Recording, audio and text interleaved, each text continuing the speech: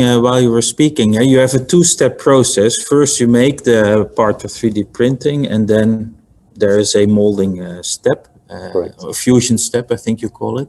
Yeah. You also mentioned that you can place the fibers where you want, and in other areas you can have pure polymer. So I was thinking, is it then that during the molding step you inject polymer, like a sort of injection molding process, or is it assembled up front? Yes, this is a good point. We can come back to that later on. But I guess in the process, we don't add or lose material. So basically the answer would be that the material we are bringing into consolidation, into the fusion module, is already there after 3D printing. Yeah. Right. Okay, so it's the product is complete, you're only fusing it. It's not that you inject additional polymer in the second step. Correct. So for now, the second step as it is, it's really consolidating or fusing what comes out of the printer, of course, and that's certainly a plan for the future, to think beyond that and how to maybe over-inject, over-mold some specific preforms. Yeah. And you mentioned the subscription model, which I find interesting. At Airborne, we also, we call it different, but it's a pay-per-use or rental model. So maybe you can explain a little bit what in your model, the subscription model is. What does a customer get if they subscribe? Yeah, sure. So, I mean, basically, our aim is not to produce parts. So also to make it clear from the poll, from the survey, so we don't produce parts. Of course, we will certainly do some proof of concept at the beginning when entering a deal. But then the aim is always to put the solution at the customer. That's why we developed kind of all-in-one solution. The package includes the access to the software. So it means the design software, but also the whole environment which controls the machines afterwards. Of course, the build module, so the 3D printer and the consolidation module. On top of that, we also include some engineering hours, because we see that depending on the customers, but most of them need some support on the one side or the other of the process to speed up the implementation. Yeah. Yeah, and with this, you also lower the bar for adoption, I guess. That's very important. That's the key, isn't it? It's really to find, I mean, first is to identify the correct applications, and then it's to make it happen. So that's just to speed it up. That's why we chose these tape materials to enter quicker into some markets and so on. So it's really about speed. That's why in startup mode, we are really about speed, and we think about it as a mid vehicle also to use subscription model. Yeah, I think you're 100% right. It's nice to have good technology, but adoption and time to market is, I think, a very important factor to be successful. There was one question in the Q&A that I just read out from Domenico Foglia. And the question is, hi Yannick, what's the difference between your technology and the additive molding of Ares composites? They look very similar. Yeah, I mean, of course, we also like this wording, additive molding, because basically it's merging additive and molding. But Ares as such is not really using additive or 3D printing. So we 3D print a preform and then consolidate it into a mold. What they do is, and I mean, certainly Riley will explain that differently or better, but I would say it's a really fast pick and place system, which puts the sizes of the length of the fiber necessary, of the filament necessary, into a mold directly. So they do deposition into a mold, and then very precise deposition, and then they consolidate in this mold, of course. But we 3D print before and consolidate afterwards. So the difference is in step one, not so much in step two. So, yes, I would say step one, and maybe step 0 with the material also they do differently. So they certainly don't source tapes. They also do their own filaments. Yeah, true. But for people that don't know, the first episode was with Riley Rees, from Airborne, so you can still watch it at YouTube or at our webpage, so you can look back. There was also one question about the mold from Stephen Lamoriniere. I hope I pronounce it well. And the question is if you also do support on the mold design for customers. If they buy your machine, they need to have a specific mold per product. Correct. So, of course, in these engineering hours, and that's a frequent request, I would say, is the mold design, because we are rather in complex and intricate parts.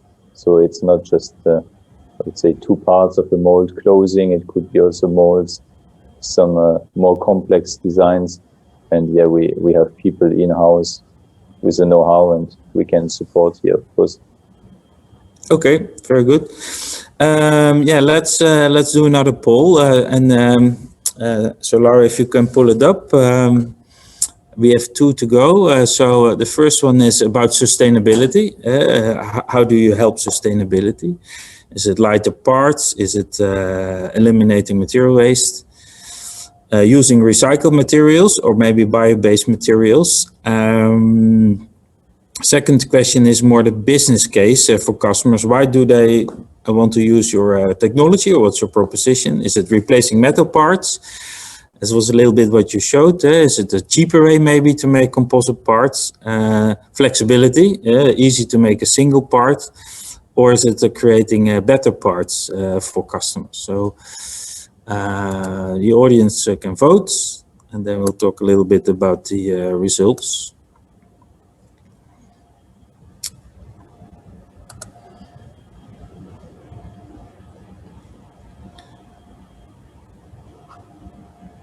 Okay, so first one, I let you, let's say, talk about the results, Yannick. Okay.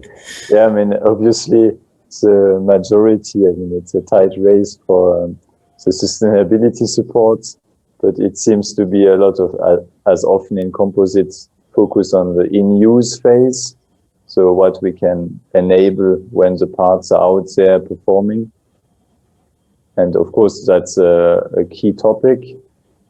Nevertheless, we have small parts, so it scales only if you have a lot of those parts in some vehicles or planes and so on. So, which is the case with brackets, for example. But of course, where we have a direct impact on a shorter term is inside. Of course, eliminating material waste starts at the design phase, because that's where we can shape more or less the end geometry, but we can also decide how much fiber we want to put in, and it's always more difficult to separate fibers from the polymers and to recycle pure polymer. So I would say that's first point where we do a lot of work, and of course we should tap into all potentials. So using recycled materials is on the agenda. I mean, there's interesting works in the US, so sponsored by DARPA, but also in Europe, regarding taking chopped fibers, putting them back into continuous yarns, making tapes with them. That's certainly on the agenda, how to test this, because we are speaking about lower volumes, so we can test easily on final applications. And bio-based materials, of course, is also a topic. For now, I must say we have quite classic requests from customers, and it's a lot of education also in the market. So the more we speak about it, we publish about it, the better it is. So I guess here it's homework for the whole composite industry. I agree. And yeah, business case, it's very broad. I'd say only competing on costs is often borderline. But if we can, we are always analyzing them, doing really deep feasibility studies to really show if there is potential, both technically and commercially. I had one comment. So that was an insight for me. So you do 3D printing, but you also have the molding step. So I guess, but it's more a guess, that your technology is not so much geared to making just a single part and then the next single part, because you need to do some design and engineering work. So I think you're aiming for series manufacturing. Correct. That's, I guess, what a lot of people tend to call additive manufacturing 2.0. So it's going from prototyping, where it's I would say, quite established now to use reinforced polymers. Tooling is a market which is also getting bigger and bigger, but now we are all looking at the end-use parts, and that's where we want to play, of course. And our sweet spot for now, based on this one process chain, so 3D printer plus fusion, is 100 to 10, 20,000 parts per year. That's a nice sweet spot. Many applications in high-performance markets. Yeah, very good. I think that gives a good perspective. We have some questions of people that can ask it during the webinar. They registered upfront. So for the audience that want to do it next time, if you register during your registration, ask a question, you can ask it in the webinar. So the first one is Ben Howard from Flex Lab from the USA. So it's still early for Ben. There's Ben, and I hope you can unmute yourself. Yep. Hello. Hi, Ben. Hi. Thank you for having me. Yeah, I guess from FlexFab, the US, so happy to join. Happy to see this technology moving through. And I posed the question on the chat as well, but you were talking just about the move more towards serial or short production run. And it looks like that's more your goal.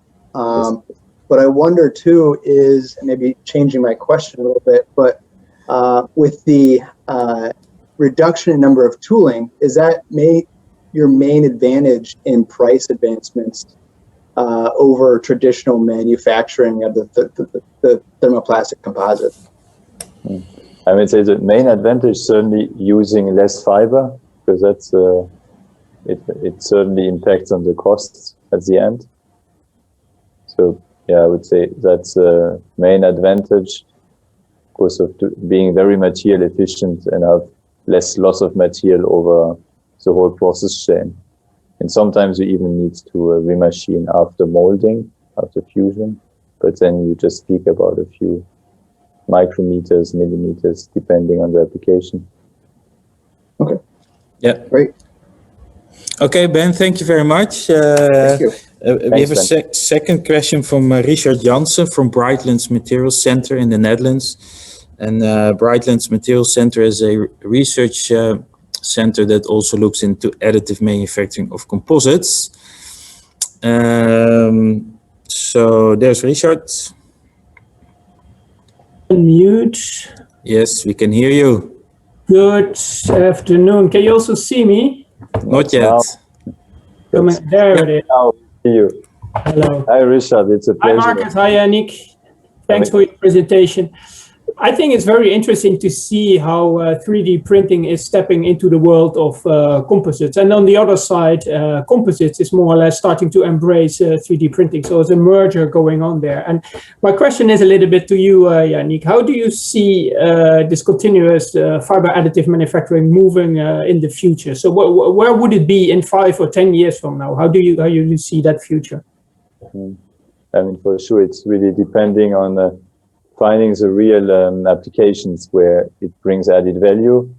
But in terms of future, because you are speaking about mergers and we see a lot of those moves on the market, so obviously there is a lot of money coming in, I would say, in the additive manufacturing market. So I see a lot of consolidation going to happen in the next 15 months, 18 months.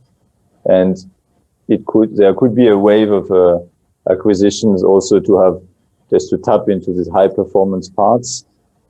And it could be that it's a mixed portfolio, continuous fiber with metals. It could also be that some composite companies try to acquire more additive manufacturing know-how. So that's how I envision it. I don't see that those companies could stay alone. Can I ask a follow-up question, which is, so what do you think needs to happen to create a tipping point for a full embrace of this technology, to really have it speed up its growth? What's the key thing, you think?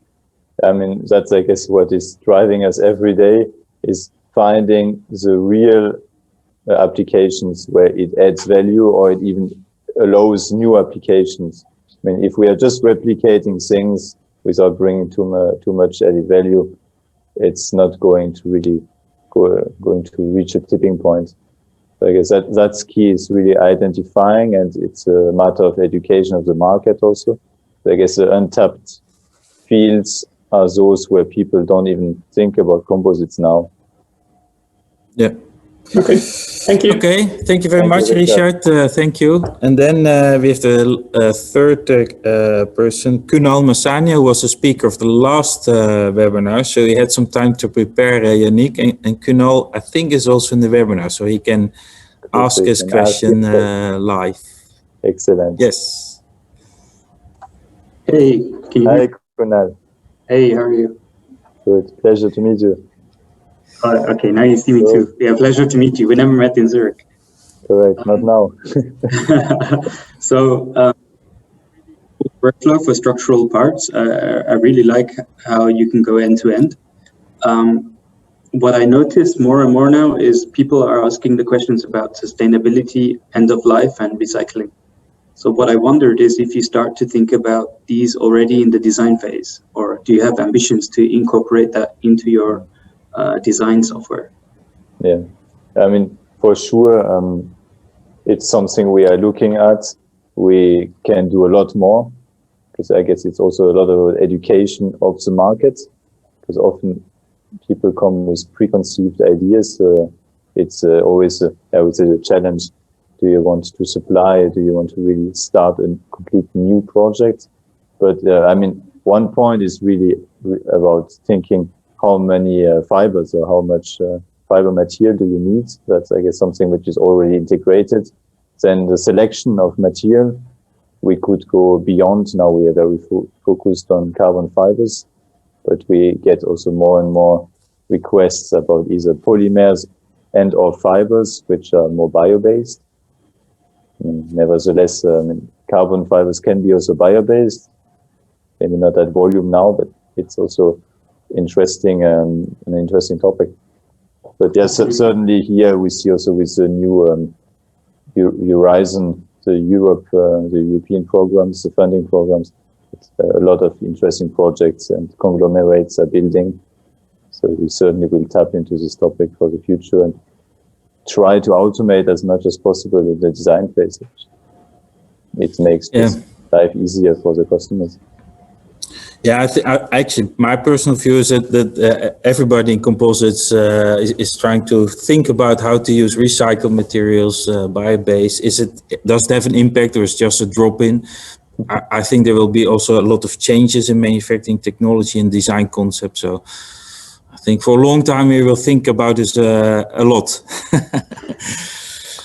Thank you, Kunal. Thank you very much. And good to see you again. Yeah, nice to see you too. Bye, Yannick. Bye. We're a little bit over time, which is not a problem, but I also want to close the webinar. So Yannick, thank you very much.